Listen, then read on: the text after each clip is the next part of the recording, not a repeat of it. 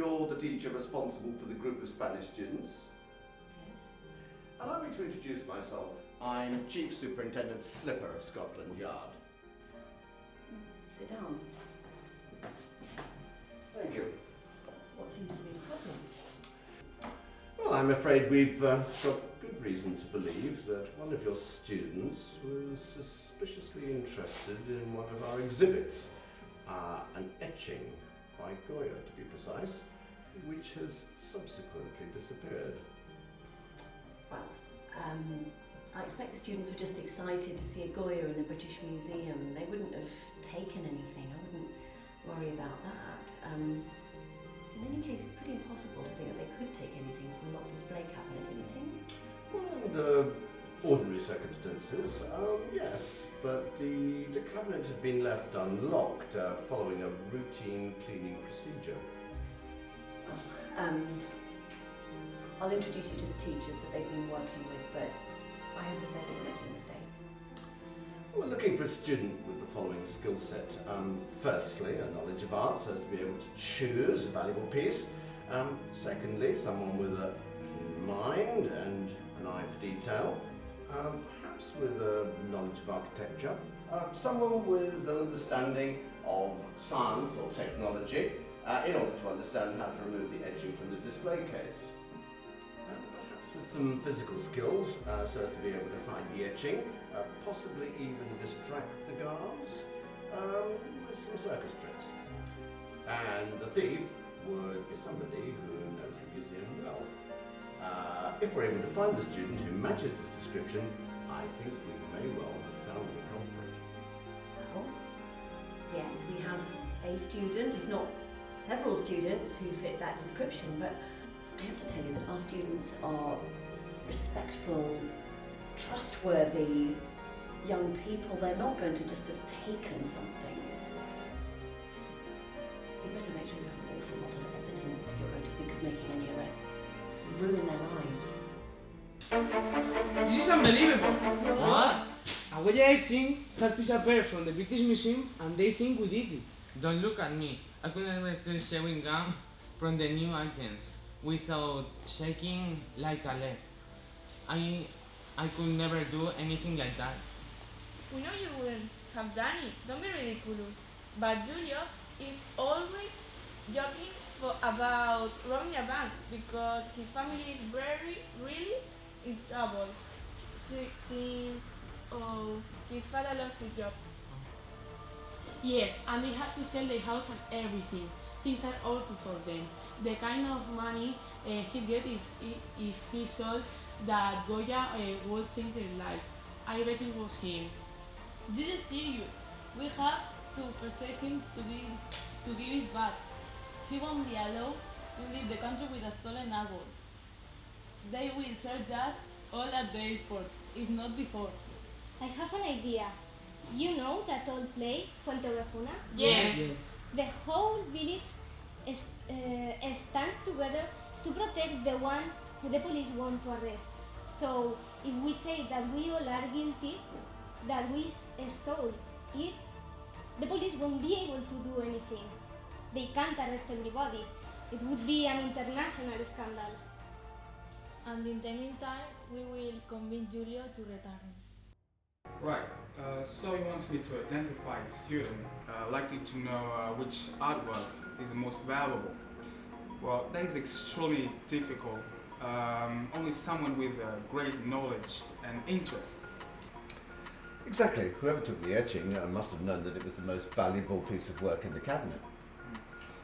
Well, I think we should take a look at this. Hello, today I am in the National Gallery to interview some Spanish students that are here. Hello. When was Lady Jane executed? Lady Jane was executed in 1554. When the artist did the paint? The artist painted this in 1833. Who are the other girls in the paint? They are Lady Jane's friends and they are upset for her. Why was Lady Jane executed? Because she was Protestant. Where? Was executed in Tower of London. Okay, and the last question. Why is she wearing a white dress? Because the artist wanted to give her importance and it makes her poor and innocent. Okay, thank you very much. I think we need to narrow our search. Do you think that this scaffolding is safe?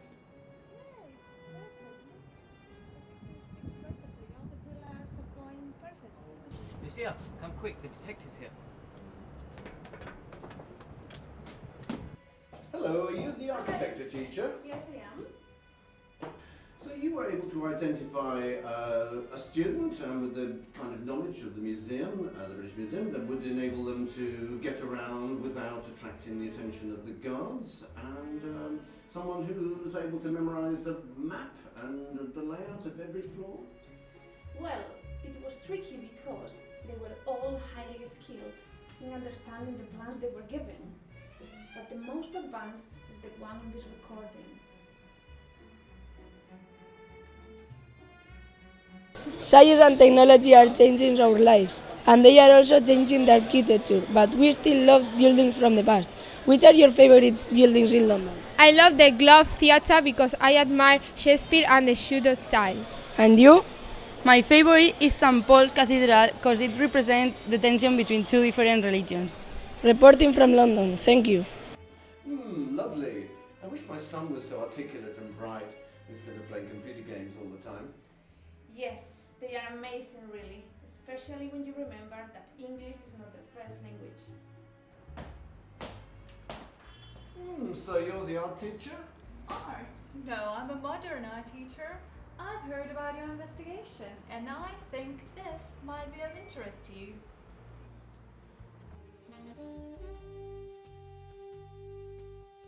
Hi, I'm in the Tate Modern Museum to interview that visitors. Hi. Hi. You know what you're wearing? Yes, this is my new top. But do you know what it means? I like it, a picture and I bought it. I know it. It's a comic cartoon like Roy Lichtenstein's paintings. What do the paintings look like? He just take a picture and made it much bigger to make a painting. So the a teeny image looked huge and exciting. Size changes everything. Nobody had made it in that way before. Okay, so you know now what it means. I'm Andrea, reporting from the Tate Modern Museum in London. Thank you for watching. Bye. Bye. I think we might need to narrow our search.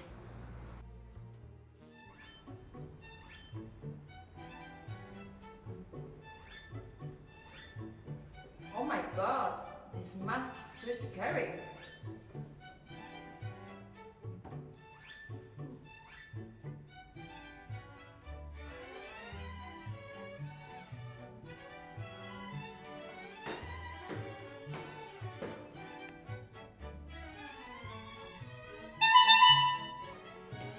Hello, detective. How do I look?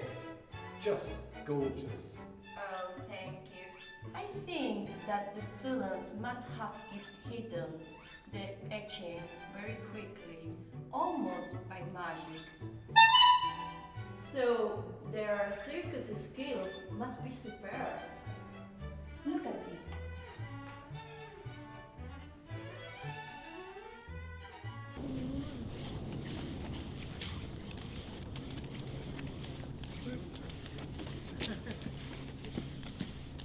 I'm really keen to show you this recording. Very interesting, I'm sure you'll agree. Let's see.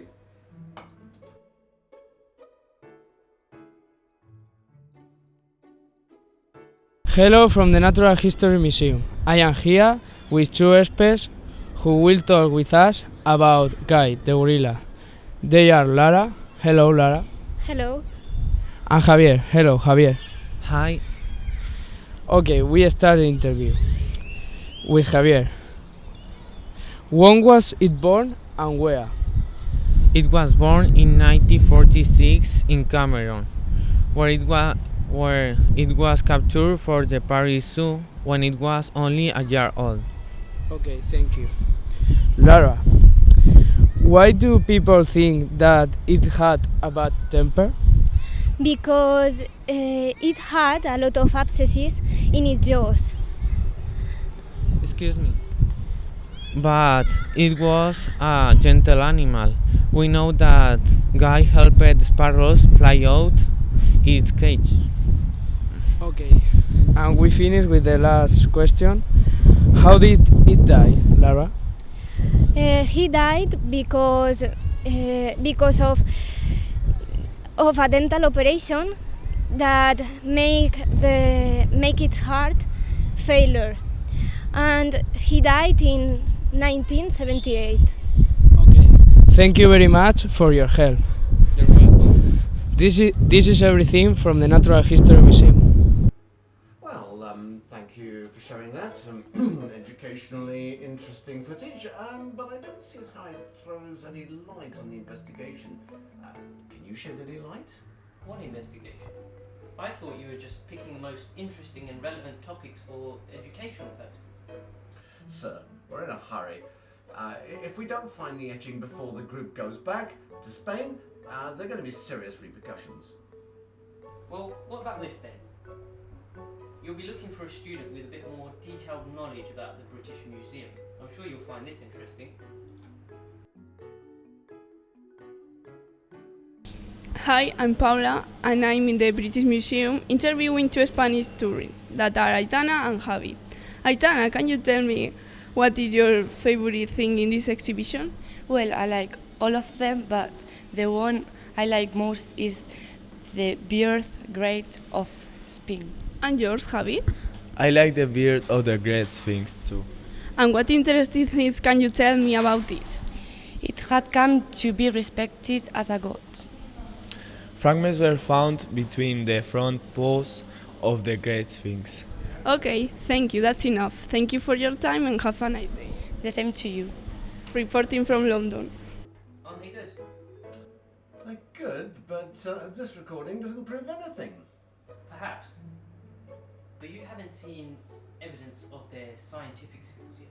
I don't know about in real life, but in films, thieves need to have some sort of understanding of science and technology to get around modern security. Have a look.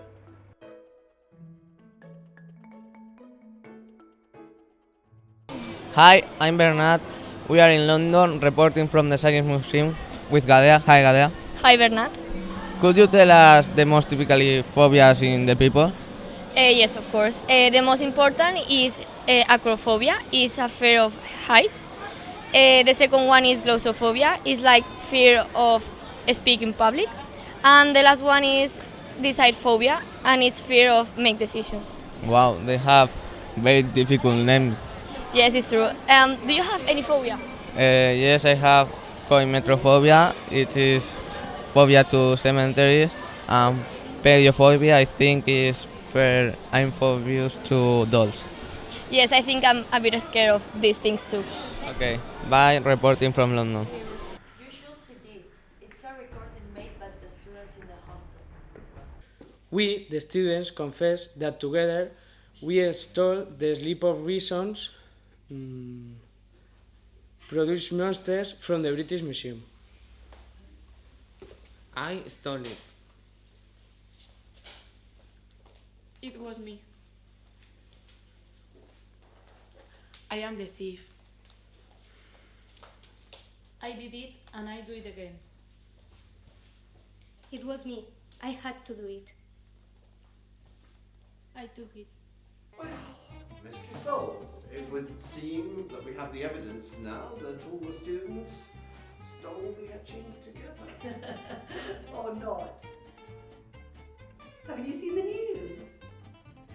It's amazing, really. It turns out that the etching had just drifted out of the open display cabinet. It's all over the papers. The cleaner sat down on one of those benches to have his lunch. What happened was he mistook the Goya etching for his brown paper sandwich bag. So he wrapped his sandwich in the etching, put the sandwich bag back in the cabinet, and then went about his business. So the etching's actually back. It's a little bit sandwich stained, but all's well that ends well.